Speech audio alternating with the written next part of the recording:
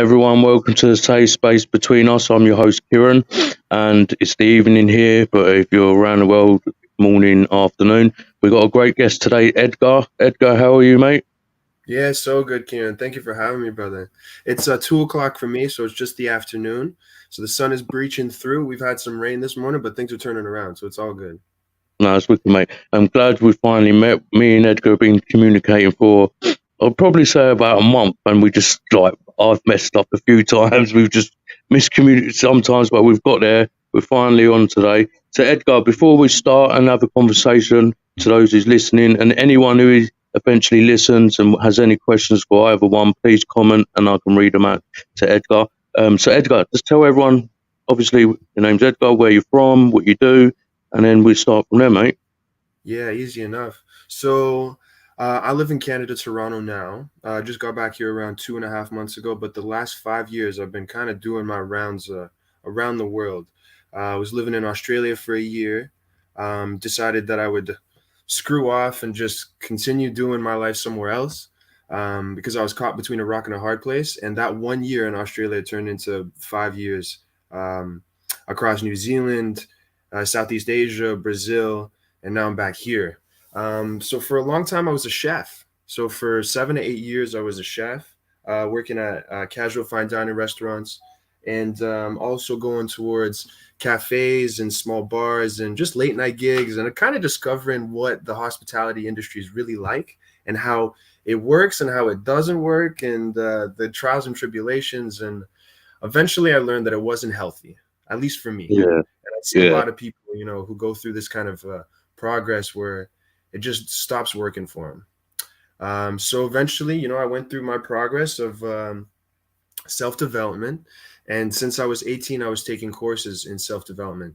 So I was working with the company Landmark International, and they were hosting courses over weekends or over months to really discover how we're living and to acknowledge the way that I was acting. And then that created space in order for me to create the way that I wanted to really be. So from those points, they were difficult, real uncomfortable, having some Yeah, real okay, uncomfortable yeah. conversations with a lot of people. But that's where really the growth laid. And with also the adversity of traveling, and I mean, with life, you go through breakups, you go through injuries, surgeries, you go through career changes and all that. I discovered how important it was to really upkeep with my emotional health. Um, and that really began with me noticing how I was not taking care of myself and how I wasn't giving myself space to go through the emotions. And I'm talking, just the uncomfortable ones, especially.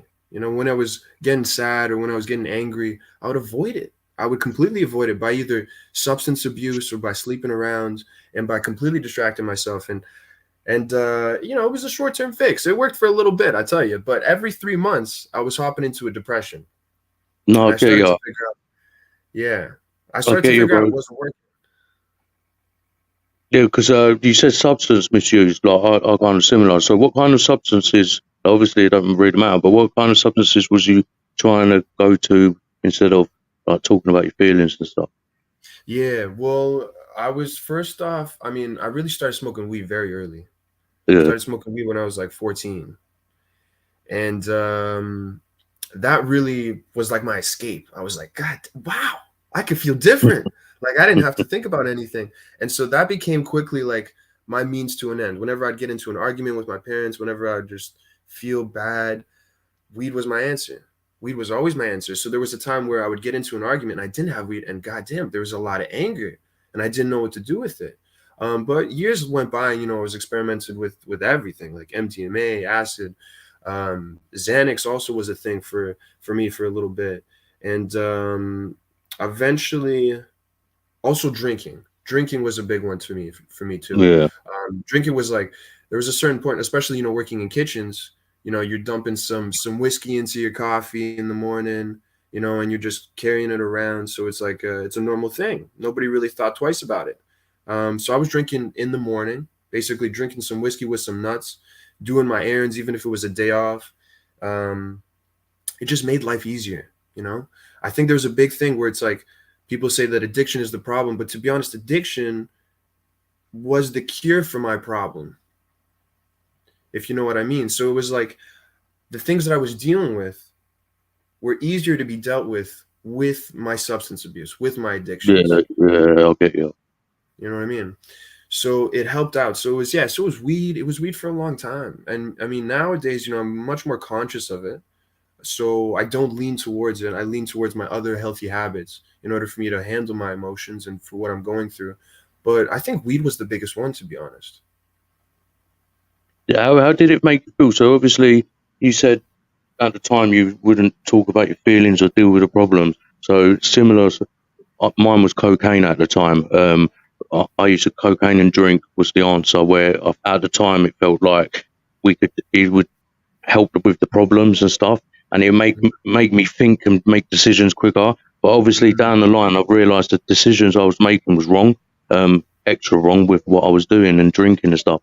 With the weed and stuff, did it make you make the right decisions, or were you making the wrong decisions? I wasn't making any decisions at all, bro. Uh, And that was safe. That was safe. So basically, you I went felt into safe. kind of like a, yeah, because I went into like a segregation mode. So I wasn't hanging out. I was just like the way I was hanging out was just by myself and with my other pothead friends. We would just be playing video games and just doing our thing and kind of relating to being as high as we could be, and that was the No, case. And yes, but I can imagine, but like Xanax on the other hand, or like Xanax would just I didn't care. I could do whatever. Drinks as well. I was like I could do whatever. It'd be great. But that usually led to wrong decisions, to irresponsible decisions. But yeah, with weed, I didn't yeah. make any decisions. It just took too mellowed out, innit? Yeah, man. Yeah, it was So just it was uncomfortable. you said you went backpacking and you was around like Brazil, South Asia, Australia, New Zealand. Just talk to us a bit about how that journey was. Like, what was the culture like in all these countries? How did you find it when you was in a bad place? Did you have people to talk to? Or you again just didn't deal with things? Yeah, just talk a bit about the backpacking time. Yeah, well, backpacking is cool because it's a culture. So when you start backpacking, you go into hostels, you go into Mm, accommodation where other backpackers are doing the same thing.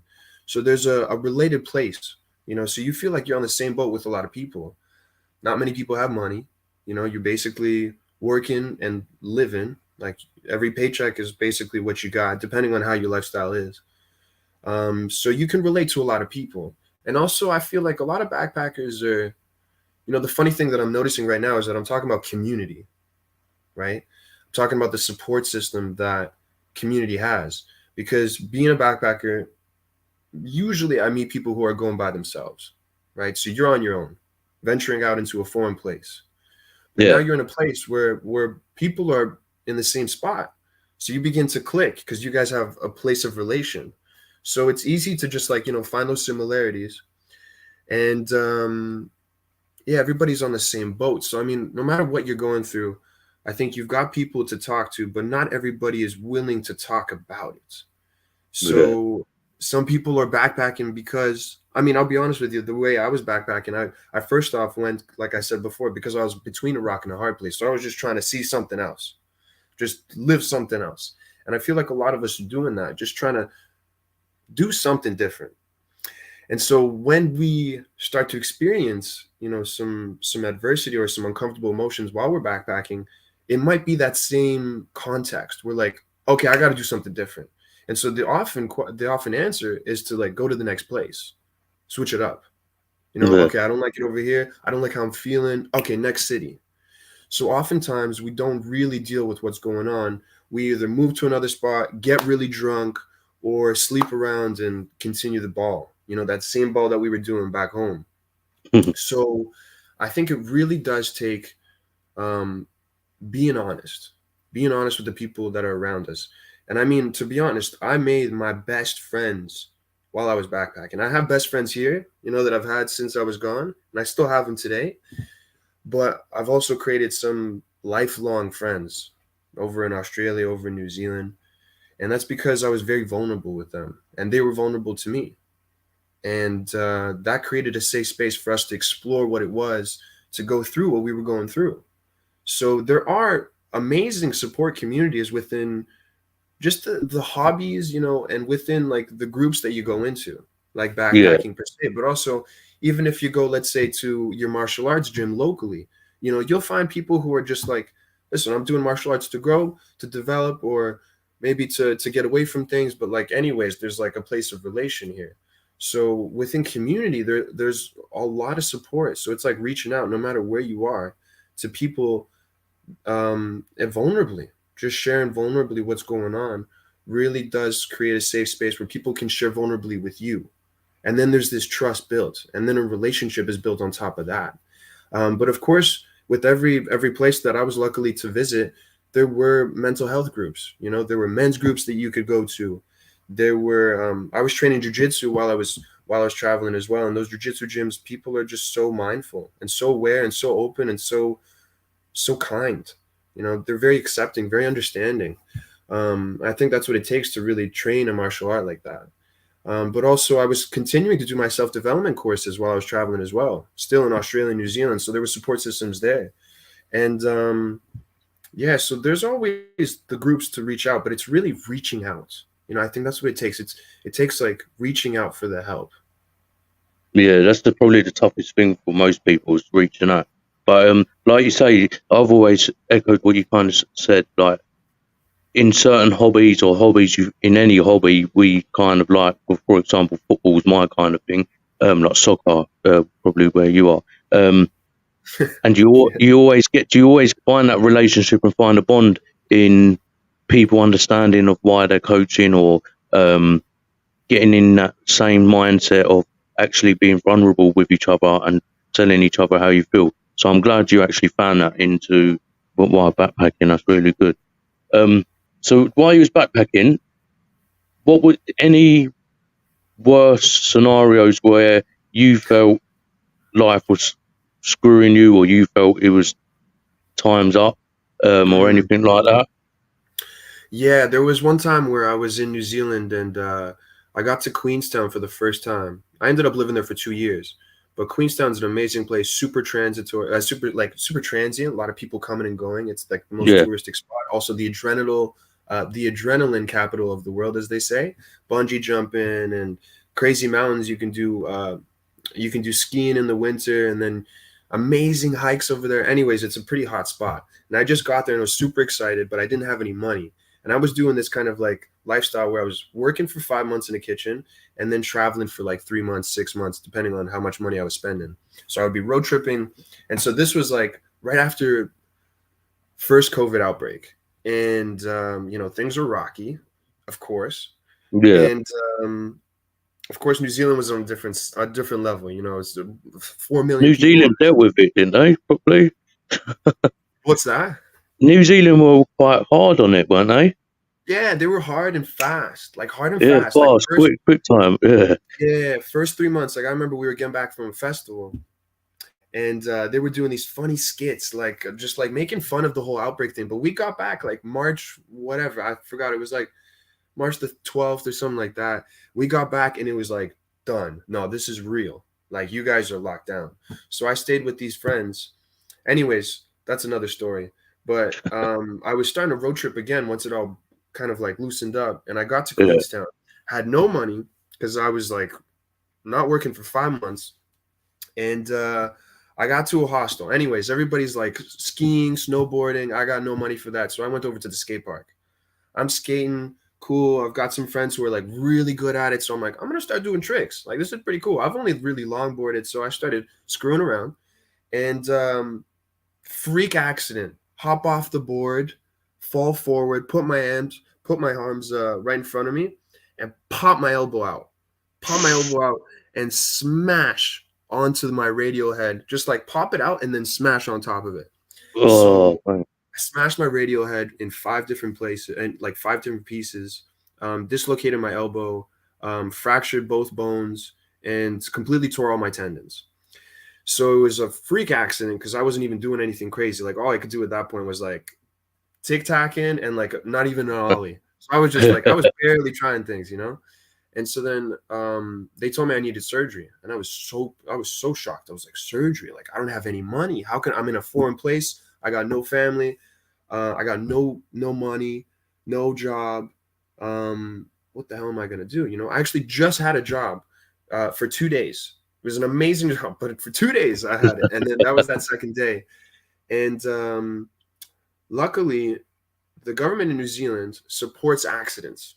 So if you get in through an accident, they have this this thing called ACC, and so it covers all your accident, all the costs. So the surgery was covered, right? But I was out of work for 3 months, and I had no money to pay for um, my accommodation or my food. And I wasn't in a place. I was never in a place to like ask money from home. I just never Yeah. felt good with that. So yeah, I was in a tight spot. So I was reaching out to like Salvation Army, Red Cross, because I was really struggling. But I'd already lived in this place for maybe like a few weeks, so people knew me. So the hospital was like, okay, cool, I understand the situation. Like, figure stuff out. We'll give you a little bit of leniency. And Salvation Red Cross came out and helped me out with my accommodation for the next 2 months. So they Oh paid for wow. my accommodation for 2 months. They also sent me these food coupons so that I could go over to the grocery store and get some food. And also, I had friends around me. I had a great community around me. That's really why I stayed in Queenstown, because the community was so good. So during that time, though, I kind of lost my sense of purpose. I lost my identity because no longer was I able to use my left arm for a few months. And beyond that, also, I couldn't, like, the doctor was telling me, like, once you get this surgery, we don't know how much you're going to be able to like rotate your arm or stretch it out. So it was scary. I was like, how much am I going to be even able to use my left arm? And in this case now, like I can rotate it, but to a certain extent. I'll just show you. Like, it doesn't rotate more than that. Oh wow. So, and that's just because the radio head is what allows you to rotate, and Ah. it's not fully extended either. But anyways, I make do now. But back then, I was like, am I ever going to work back in a kitchen? Like, am I ever going to be able to train Muay Thai? These kind of things were running through my head, and I was like, I don't know how I'm going to work. And so during that time, I was really struggling. And also, they got me on all kinds of drugs, morphine, and what's it called? Just painkillers, man. Tramadol, like stuff that was Yeah. making me nauseous. And I would basically take all my pills because I was like in so much pain. And mind you, I'm living at a hostel, right? So I'm living in a room with 4, 5, 6 different other people, and people are bringing birds back home at the middle of the night. They're screwing in the middle of the floor. I'm like just trying to sleep. I'm in pain, and I'm waking up to people shagging, and it's like ridiculous, man. So this was going on for like 3 months. It was ridiculous, but yeah, like, I mean, I made do. I definitely made do, and what I did was I started selling weed. To be honest, I started selling weed, and I had friends help me out because I could only like I put the weed into a piece of paper, and then I would scrunch it because I couldn't use my other hand. So that's Yeah. how I couldn't open up a dime bag or anything. It was just like that's it. So I had to help. I had to get help from other people. Um, People were driving me around. People were driving my car, keeping it in good parking spots around the city. People were taking me out for walks. Basically, they were like, "This guy needs walks. He needs some air." Like I was like a dog. I was like the community dog. They're like, "All right, we gotta take Edgar over here. We gotta take Edgar over there. He's struggling." So I had such great people around me. But anyways, like, I got a job at a call center. I made do. I got pictures. I was in the cast, like on the call center, just trying to make things do. And yeah, just like afterwards, physiotherapy. But I'll tell you what, like, during that time, I'm still not exactly sure why or what lessons I've learned out of that. But during that time, I made some of the best friends. I taught myself that I can get through a lot, and you need to ask for help. I needed to ask for help. We're talking like every morning having to get someone in the hostel kitchen to put a garbage bag over my arm so I could go take a shower. Yeah. No. Random people. So, anyways, like, that was probably the most difficult time. But also, when I look back, I had a lot of drugs to help me, so my mental health was kind of cruising. It's just like kind of numbing it out. And then afterwards, then when I had a bad breakup, not a bad breakup, it was just like a heavy breakup for me. That was the worst time I had for my mental health, and that's what actually led me to looking into life coaching. That's what had me looking into how can I love myself. That's what had me really like creating content on my own Instagram profile. just talking about, like what I'm doing for myself these days in order for me to get better. So it really created a different path. So if I hadn't gone through that dislocation, and waking up to people shagging in my room and selling weed with one hand and like all that kind of stuff, then I would not be a life coach right now, and I would not be taking care of my mental health the way I do now. I wouldn't be doing it. I would probably still be through that loop of like substance abuse and sleeping around in order for me to feel better about myself. Yeah, So the it's toughest things, crazy. I'm sure you can relate. The toughest things that Yeah, we it's go through crazy. are It's the most crazy. important. We all go through different things to realise to come out to do what we're doing now. And people may laugh at my story, people may laugh at your, and people may laugh at Joe Blogg's story, whatever. But for ourselves, we all have to go through, well, not have to, but we go through these things to realise, shit, I need to look after myself. Um, how can I cope with, for example, your thing with the arm situation? You found ways of finally coping with it, and you realise if I can deal with those kind of things, then I can deal with many other things. So I'm glad that you come out the other side. So talk about now, like obviously you mentioned life coaching and that. So talk about what you're doing now, and talk about how you're doing with that and how you're looking after your mental health. Yeah, okay. So like I was saying, like when I went through that heavy breakup, I had previous partners that were life coaches, and I also had been taking self-development courses since, let's go, like, 9 years ago. So I had already had like a lot of subconscious and a lot of information like around self-development, life coaching, but I would never really integrated myself into it fully. And so during this time, I was like, okay, I need some discipline in my life. And I know that I would like to take another path outside of my kitchen career. So I looked into ICF accredited courses, and I was just doing some research towards which course, which kind of like foundation I would like to be a part of. And the one that really struck me was one in Florida, and they're this holistic life coaching institute. And the only reason why it really like resonated with me was because they said you can find all this information online. Life coaching is not regulated, so you can go online and call yourself a life coach and you're sweet. But Yeah, really what it takes is the skill. And what is that skill? And they said it was holding space. And when they told me what holding space was, like creating a safe space to have vulnerable and collaborative conversations so that we can discover what's really going on for us and where we really want to go, that's what really resonated with me.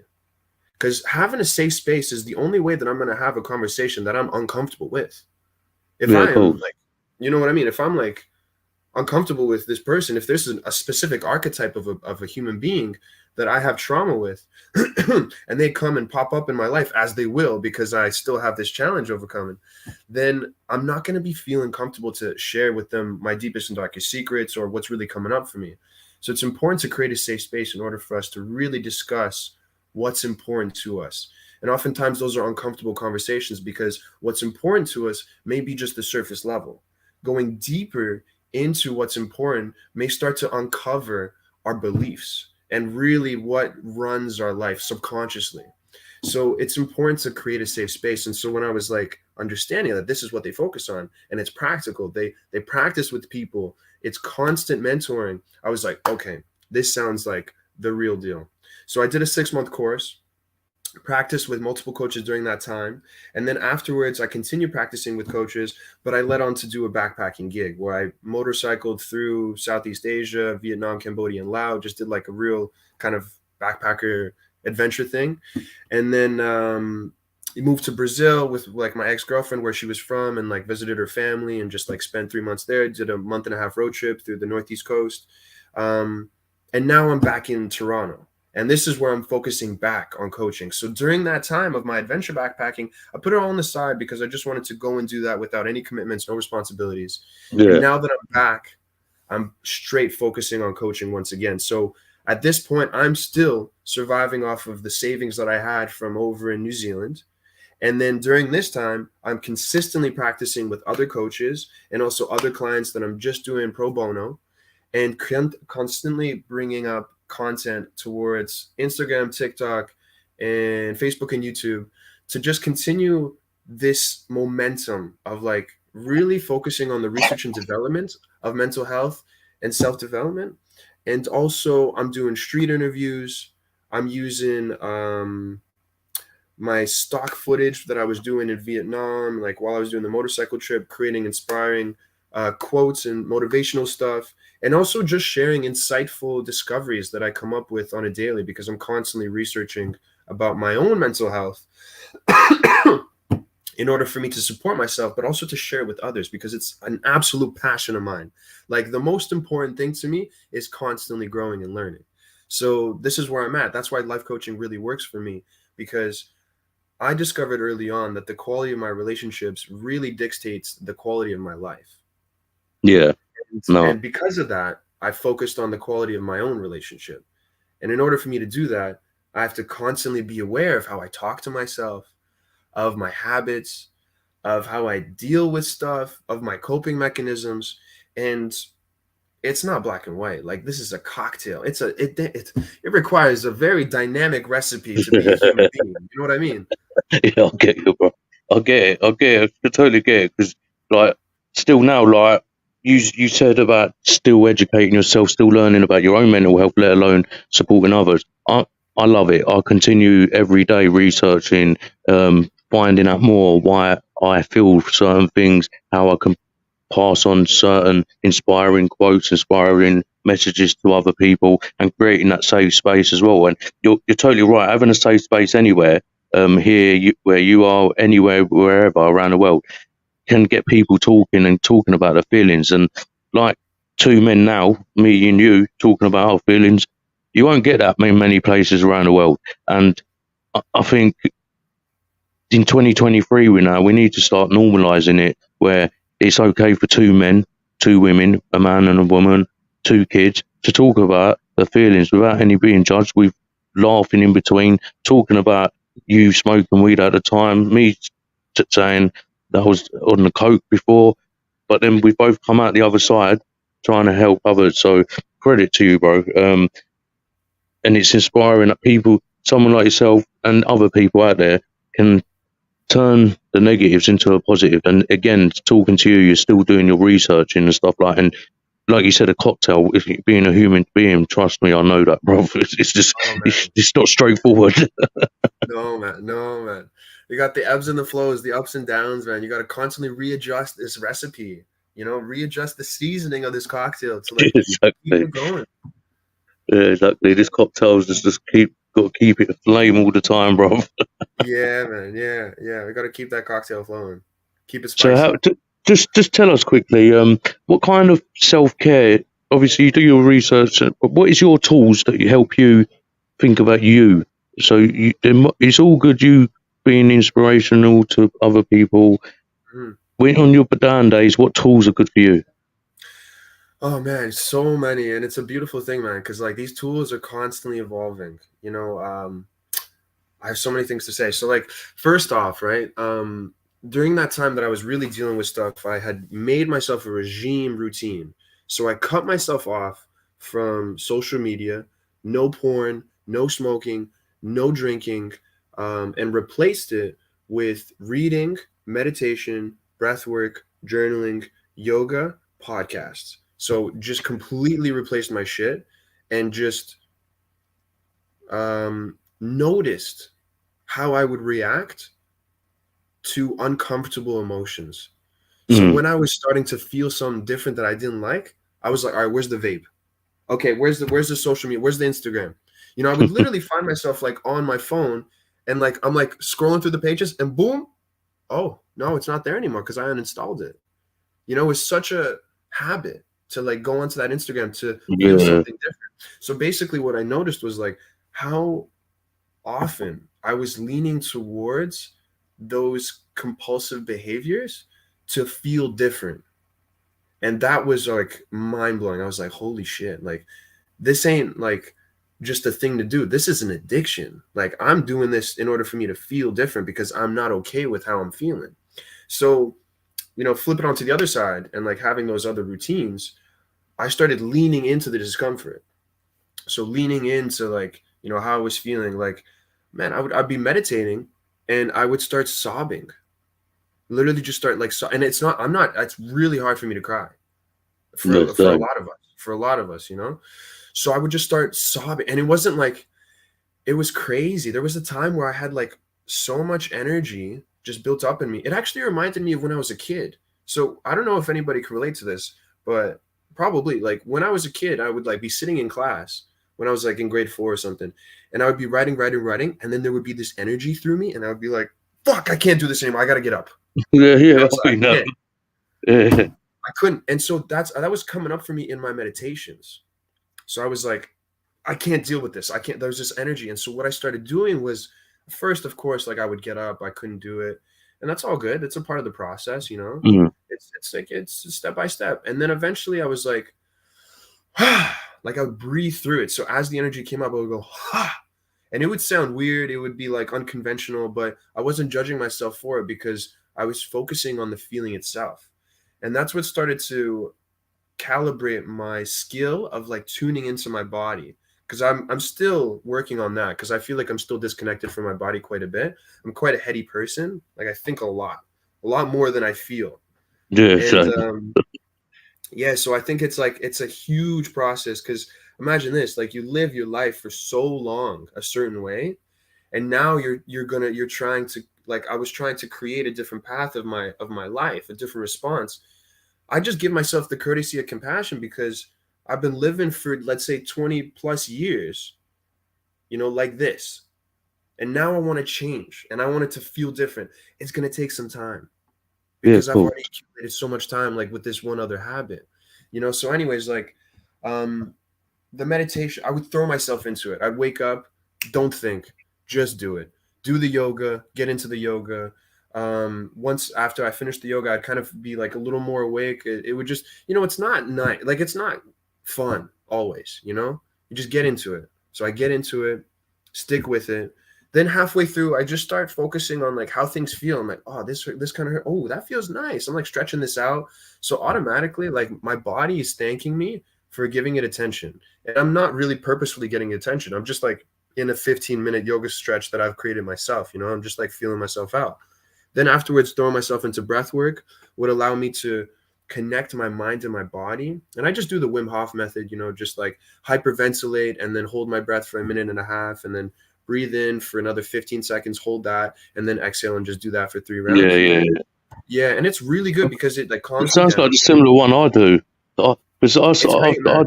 I do similar to that, and but again, I went through a stage of having that energy, thinking, "No, I can't do this. I can't do this. It's not working. It's not working." But then you keep at it, and yeah, I think it's wicked. I do it every most mornings and evenings.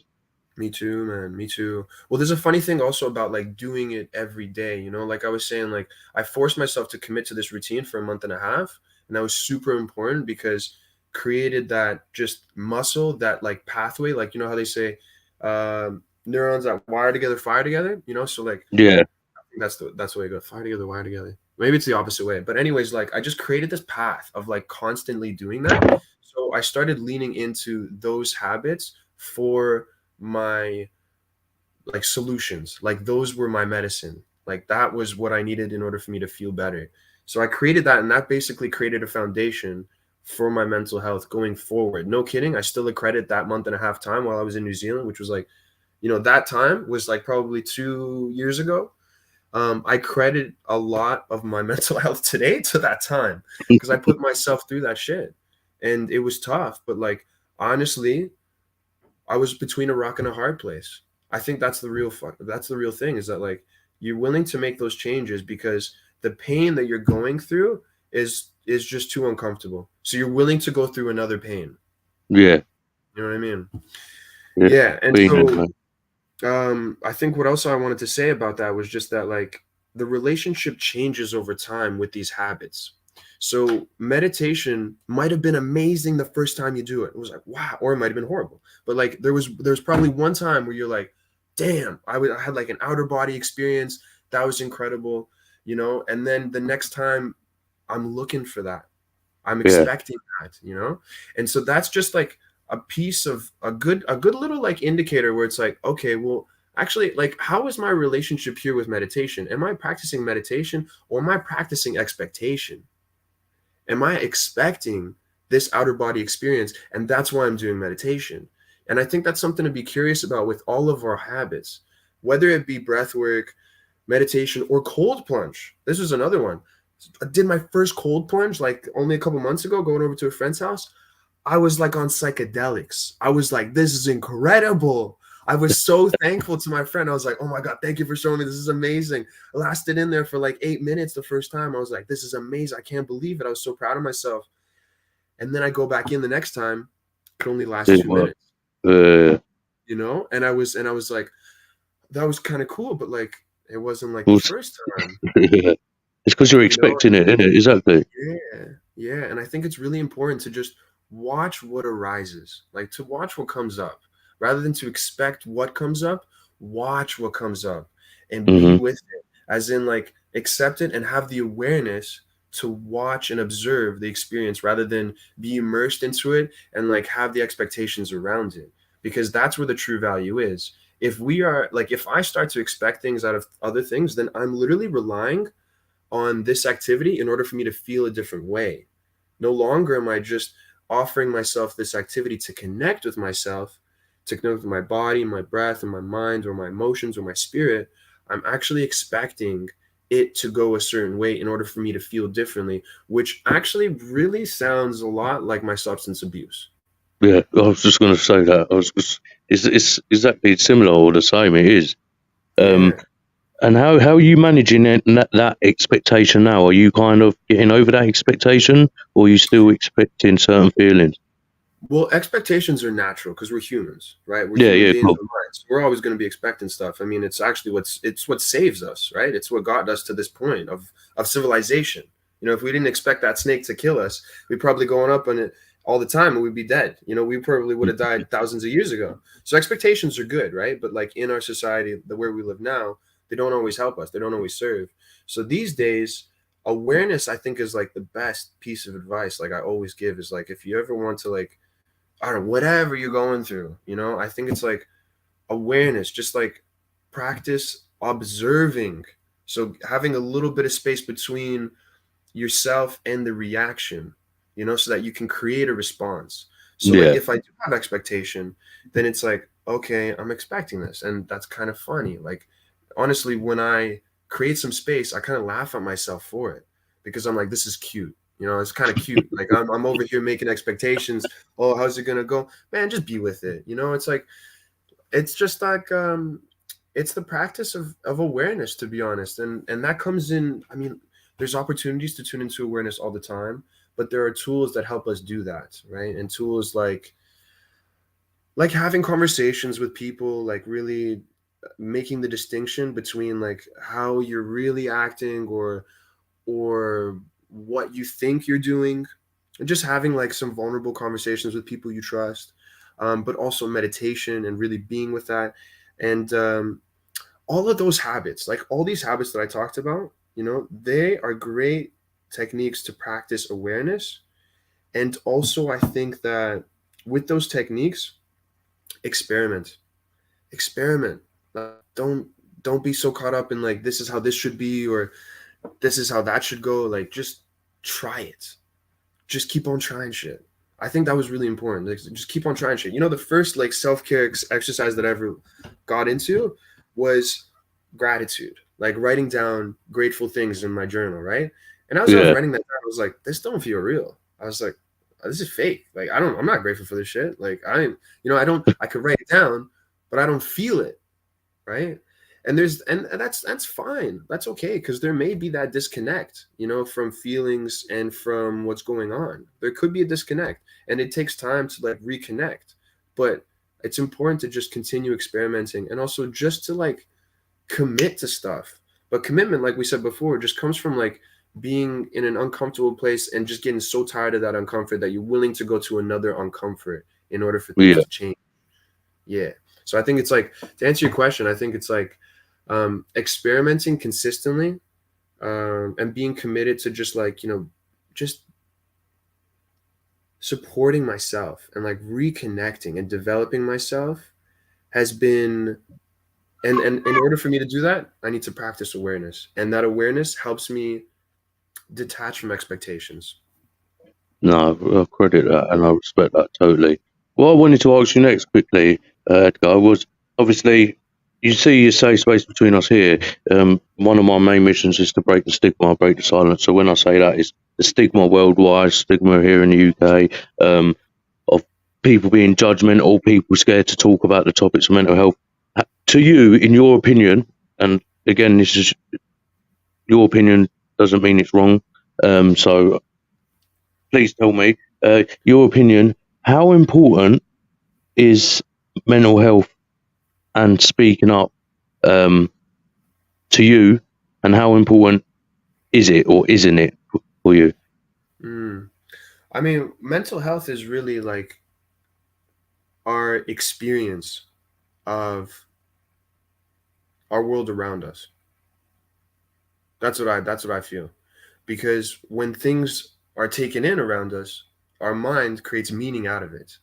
And the meaning begins to cause these feelings and these emotions and like, just it starts to dictate how we feel.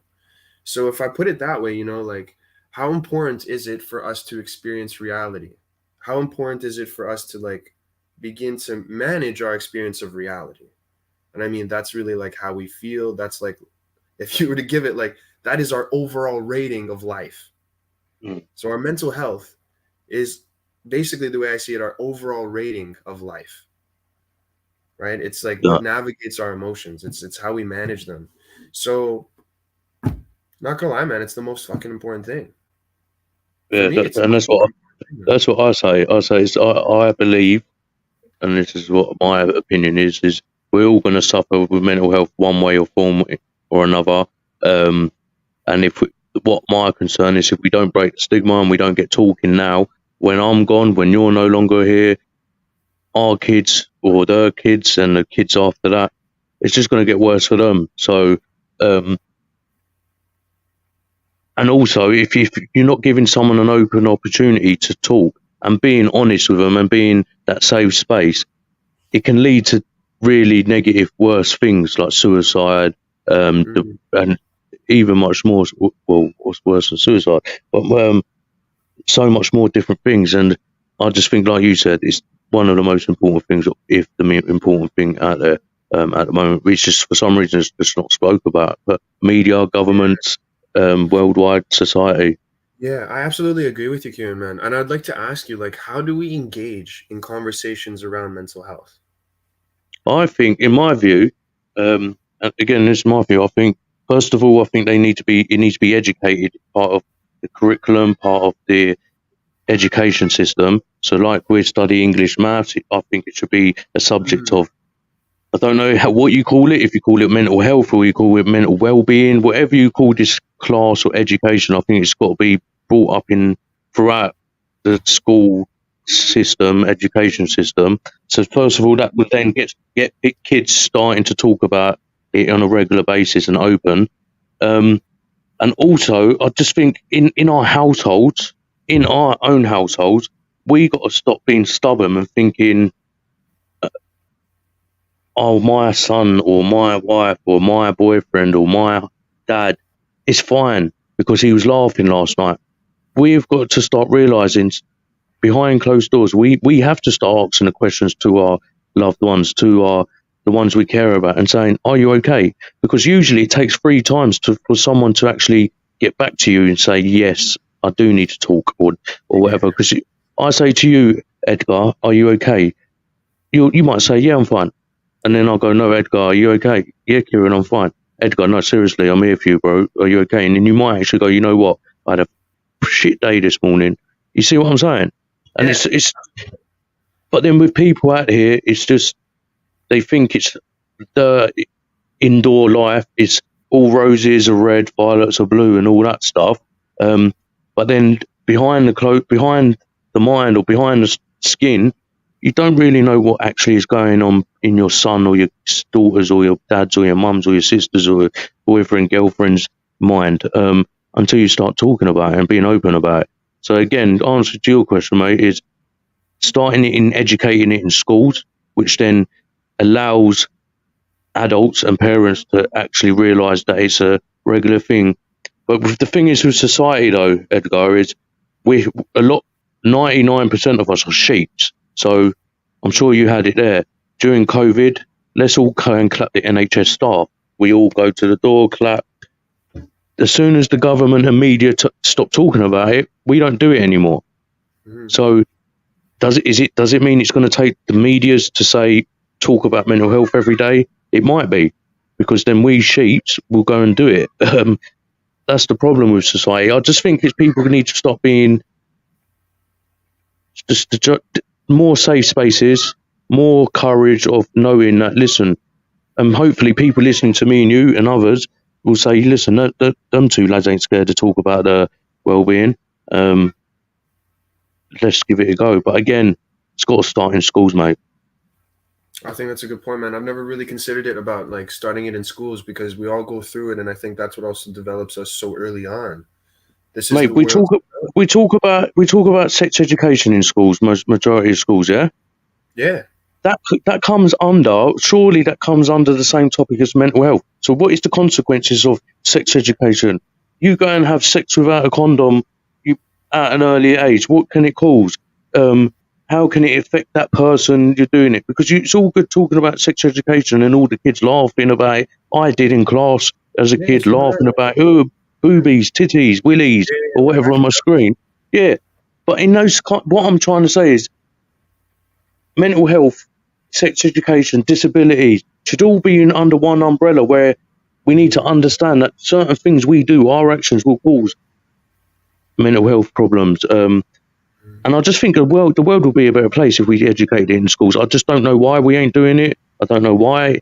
I believe the government's and this is a conspiracy theory on my end, is maybe they want a lot of us to have mental health issues because they want the death rate to continue. Who knows? It's down to us though. What angers me though, Edgar, is there's no point waiting for governments. There's no point waiting for medias to make change.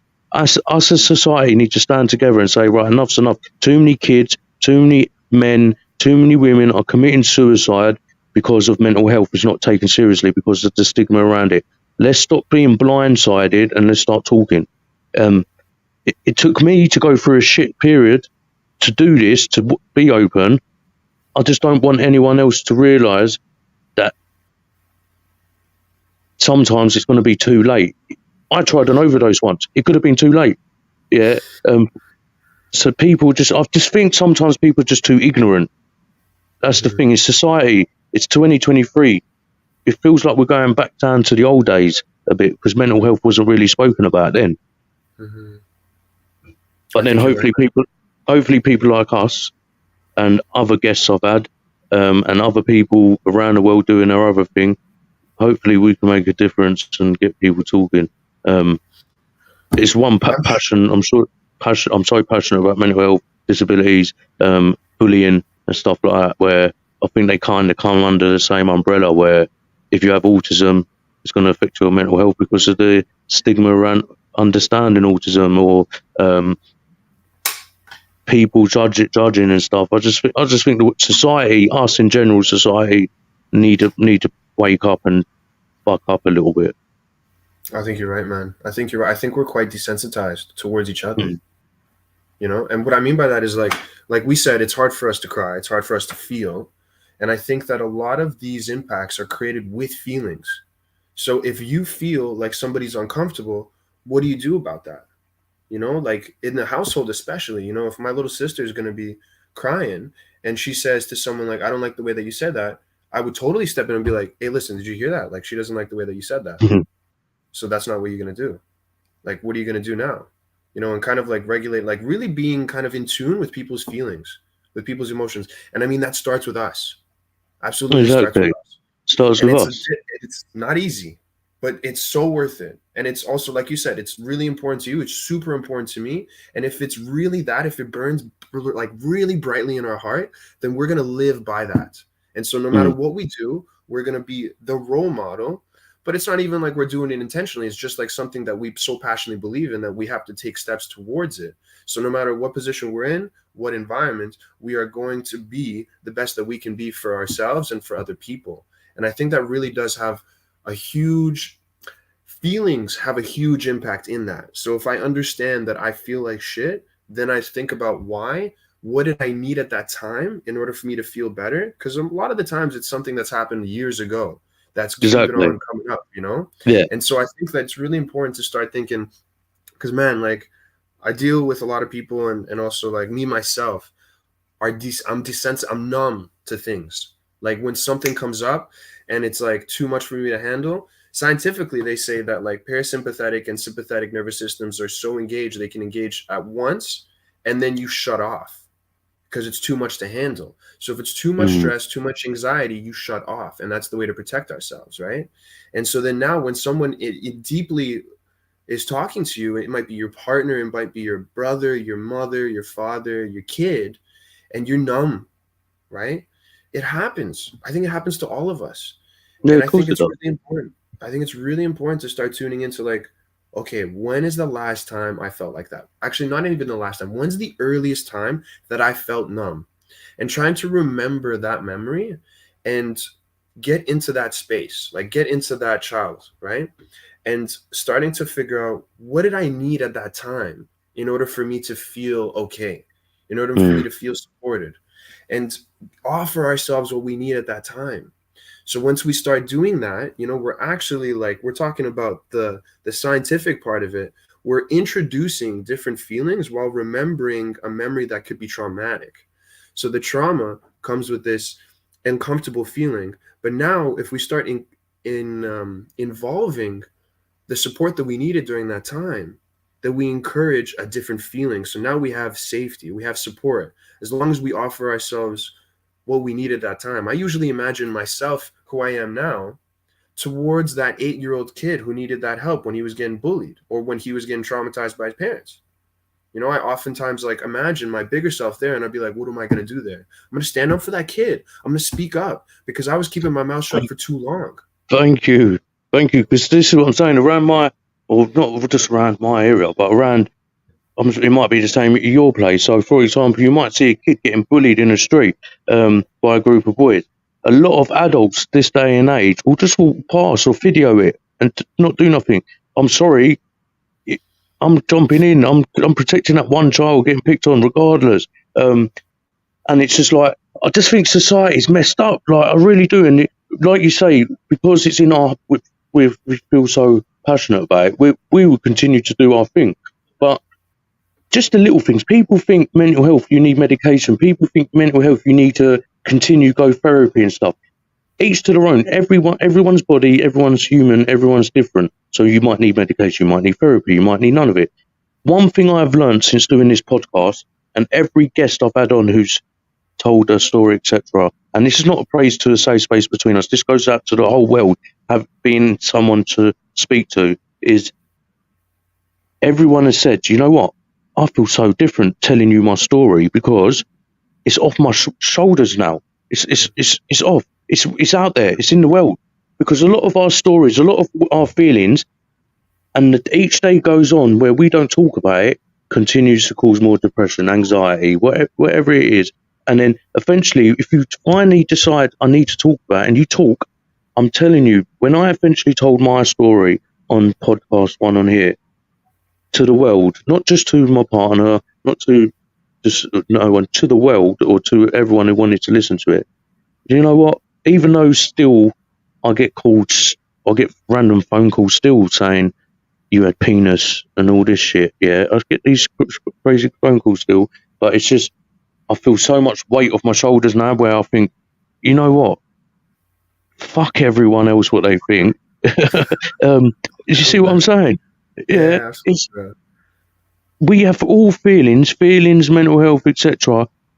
Will dictate how my life, for example, forget Edgar for a second. My feelings, my mental health. If I refuse to keep fighting with it and not talk to Edgar about it, for example, my life's going to go a different path where I don't want it to go. Mm-hmm. If eventually I talk about it and being proud of my story, being proud of who I am, knowing that I can turn things around and the negative stuff turn into a positive, then my path is going to go straight forward into where I want it to go instead of the zigzaggy path it is. So again, I echo, people just got to learn to, I know it's tough, to just be open with their feelings. And those people who they feel judged by, those people they feel or whatever, tell them to F off and Yeah, educate yeah, themselves. Because that's what I believe is I've had to close my circle off massively. Yeah, because they just hypocrites, Chinese whispers, fake, don't understand it, need a lot of educating, and it weren't doing me no good. And that would be my message to everyone. But anyway, I could be here all for the next year talking to you, mate, about mental health, bullying, disability, because I'm so passionate about it. yeah. And I Me can too, rant man. on. Me I too. can You rant know on what? and on. I rant Yeah, on and on, mate. yeah, man. Me too. Me too. I've got stories for sure, man. No, Yeah. but listen.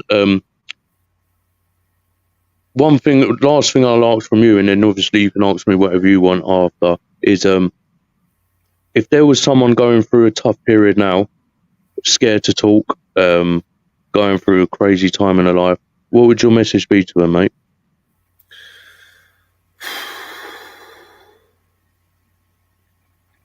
I would really say breathe. Breathe. Be there for yourself. And know that that voice in your head is not you. It Hmm. ain't you. It really ain't you. Breathe and focus on what's real. The senses. Like this mind has got us all caught up in all kinds of different stories that ain't true. So breathe. And what I mean by it is just like be with what you got in front of you. Feel the table. Do something different. Honestly, do something different. Just feel something. Like go take a cold shower, go outside, run around, ride a motorcycle, like do what you love. Honestly, like breathe, do what makes you happy as long as it doesn't hurt anybody. Be present. Just be with what it is. Your mind is not you. And yeah, it's tough to say like one thing, because I just said a bunch of things, it's No, like no, what yeah. one thing, But I mean, I don't know. It's because like if I could really say like one thing, it's like it would be like intentionally breathe, intentionally breathe, and it's hard because like what we think breathing is may not be. I'm still discovering what breathing is.